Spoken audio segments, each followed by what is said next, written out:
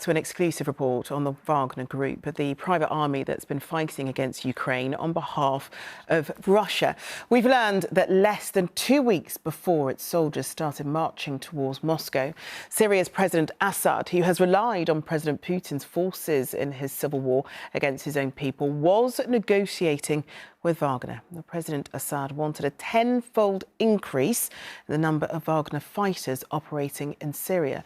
Our security editor Rohit uncovered the deal and is here. Rohit. Well, Charlene, these conversations were happening earlier this month, that recently, conversations to make Syria the biggest Wagner base anywhere in the world.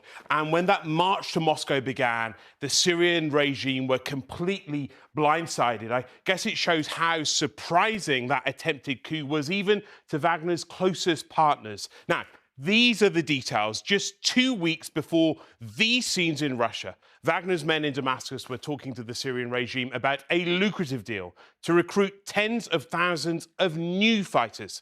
Wagner's forces in Syria have, for years, numbered around 3,000, 4,000, 5,000 troops, but a deal was being discussed to increase that many-fold to 70,000 troops. Now, in the talks, the regime insisted that half those fighters would be made to stay in Syria for developments there, but half could be sent to any of the countries where Wagner operates around the world. Now, here's where the process began. Assad visiting Putin in Moscow in March, where he said this. We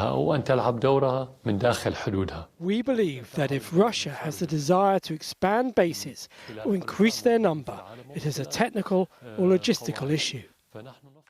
Sounds like a vague commitment, doesn't it? But in private, they actually shook hands on making Russia's presence in Syria permanent and adding to the number of bases in Syria where they already have a temporary presence. Wagner Group came to Syria not long after Russia's intervention in 2015.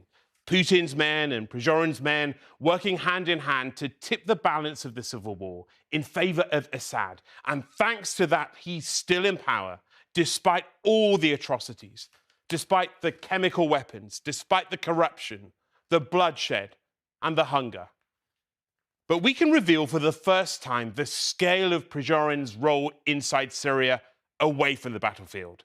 We've learned that it was he who organised this so-called peace summit for Syria in Sochi in 2018. 1,500 delegates turned up, many boycotted. Prigozhin stayed in the background.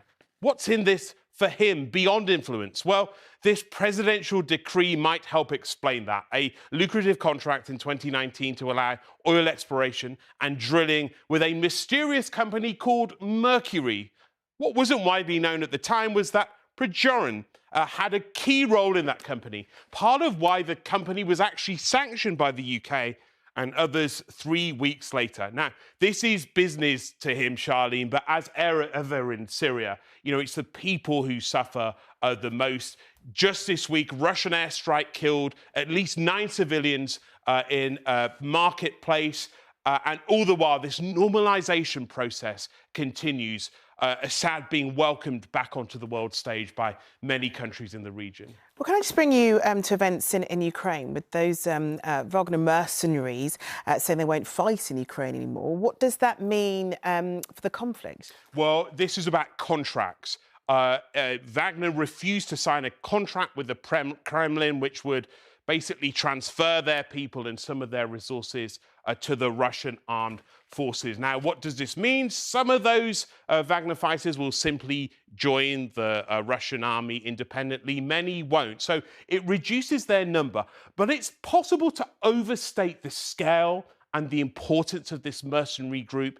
On the front line in Ukraine, in terms of numbers, in terms of a material presence, they're not huge.